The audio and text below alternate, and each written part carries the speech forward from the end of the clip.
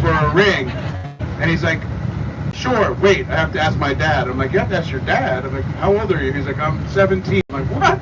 So now he's 18, he's an actor, he works at the zoo, he does some music, so I thought Will would be great to lead the tour, and he's also an Outsiders fan, but some of the little details there are a little off. But I'm told when Coppola turned in the movie that the studio thought it played like an older movie, and that kids in the 80s wouldn't appreciate it if it didn't move a lot quicker. And they saw Matt Dillon as the breakaway star in that particular thing, so they edited it accordingly.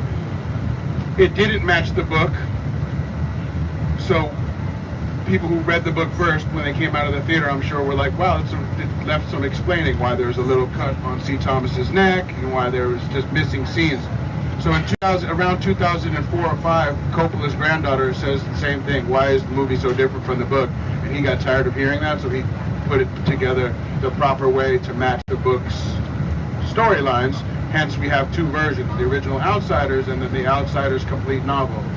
And so when you see some of these scenes, they're added back in that we didn't see, on the original version. So it's special because it feels like there's a whole different extra bonus package that we got. So, and then that now the movie makes sense. But just wanted to edit it and get it correct. Go ahead. So has anybody ever been to a drive-in movie theater? Tell about the lead band player at the Ford Theater. Hence, Francis Ford Coppola got his name Ford because of paying homage to Henry Ford, and the original soundtrack is a masterpiece in my opinion. Unfortunately, when he redoes the movie and he puts it back together to match the book, he puts in Elvis and a bunch of other 50s type music, which is great, but it just doesn't marry to the film as well as his father's thing. So I don't know why he would do that, but it's the only complaint people say when they watch the newer version is that the soundtrack is a little wonky to them. So yeah, does anybody like the new soundtrack? I mean, I don't know. Yeah, I do. It is. 100%. And I think that's what made the Outsider special. It came out in it like War Games and Fast Times at Ridgemont. These others were so different, and then the Outsiders just was like a classic master. They don't want to hear that. They want money, money, money, and it's got to go fast, and so they've messed with it since. But I don't know why Coppola would take it off. It sounds personal to me. So yeah, what I read was he never liked his father's version, and so he waited until his father had passed away before he changed the soundtrack. I know, right? He knew who the boss was. Yeah, my friend here says, ironically, Stevie Wonder's in town playing at the Hard Rock. He's State Gold. We tried to get him at the house yesterday, but he couldn't make it. But yeah. Back to you. So we're coming up on 11th Street, and then we're going to be coming up on Admiral. And Admiral is the location of our first filming location. We're going to be going to Twin Drive-In. It was opened in 1949, and the don't have double screens. They're usually one screen in the corner of a lot you'd pull in, and everybody would face the corner.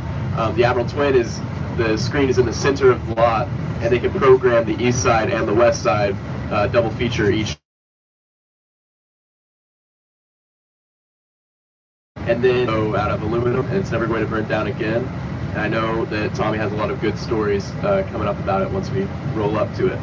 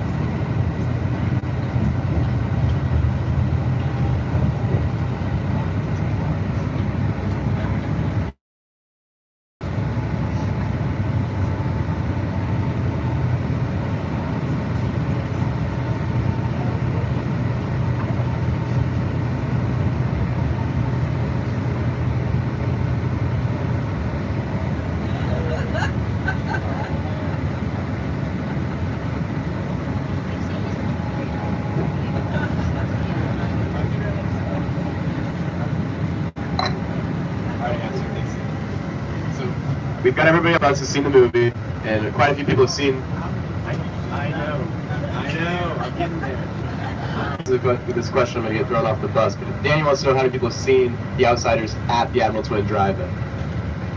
No?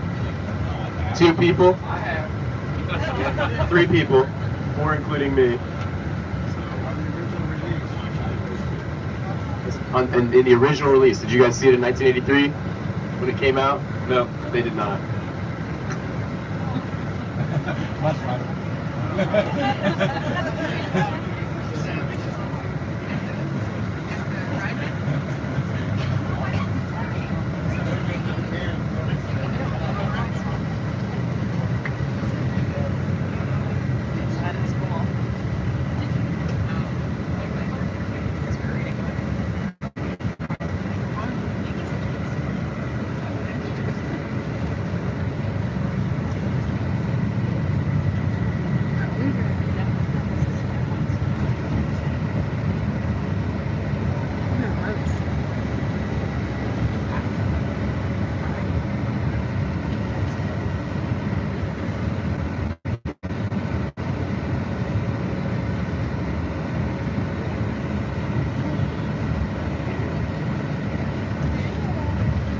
The Admiral Twin on the right. Okay, cool. So, yeah, we're gonna just yeah, we'll talk about this fence right here. So this is the chain link fence right here that Ponyboy Johnny and Tubin were walking along. You can pull up just to the drive up here. Thank you. And right about here is where the Mustang pulled up, and Emilio broke the bottle and handed Ponyboy the broken glass as if he would have done anything with it. Hit in the back seat. Remember that moment? Y'all have to wake up. I'm sorry. So sorry. Cassidy's the only one that remembers. My Lord. This was freezing cold. One of the things they used to do to create a lot of atmosphere, to create like dust and things blowing through scenes, they had these giant airplane fans. They were called Ritters. There was a man with a shovel, the biggest bucket. He had wheelbarrows filled with hot chocolate. And he would throw this hot chocolate in front of this thing, and we'd be covered in hot cocoa. And my lips, and I would smell and taste like hot chocolate for hours. Apparently it looked good, but after the first cup or two, you'd had enough, you know. Beach blanket bingo. So I guess, was it 11? When did the Admiral burn down? Okay, so 2009, there was a fire, burnt down the screen. And instead of shutting down this thing, which the owners at the time couldn't afford to rebuild it, the city rallied around the Admiral Twin. They raised all kinds of money. They built it out of a metal structure. It'll never burn down again. This thing's going to be here forever, man. So we're really stoked about that. We were kind of daydreaming, and one day we want to have. We'll talk to Danny Boy about this, but one day we're gonna have a kick-ass party. We're gonna screen The Outsiders here. We'll have food galore, and Cassidy, you better come. We're gonna have some fun. Okay. Awesome. This is where Beach Blanket Bingo was played. Okay, so I don't know if you all can see. There's 2 buildings over there. The front building's a projector room that wasn't there when we shot the movie. That was actually on top of the concession stand, which is the second building up there.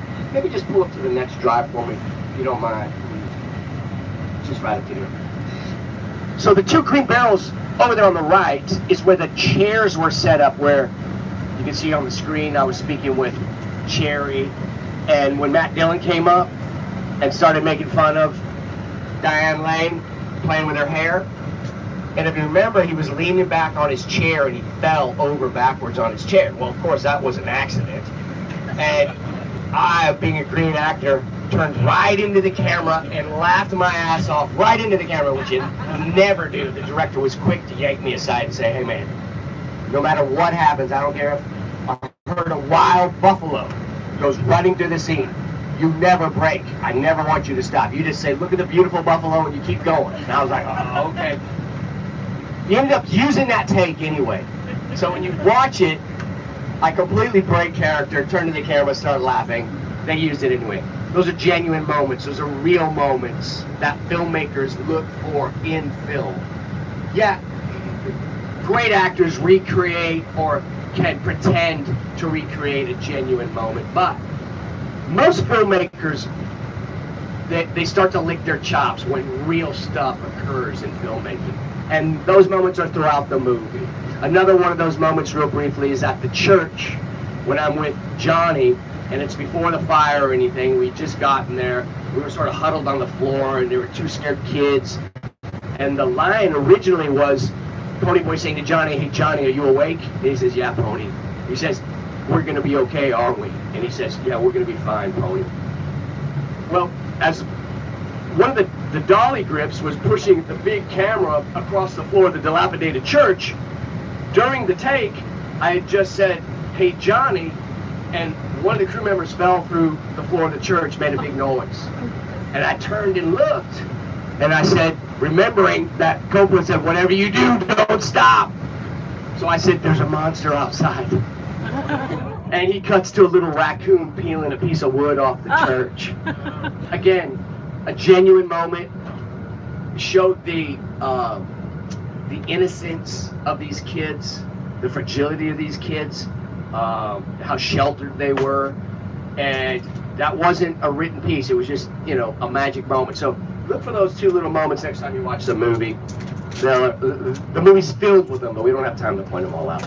So, any questions about the Admiral Twin before we move on? Y'all good? Okay, we're heading out. Next stop.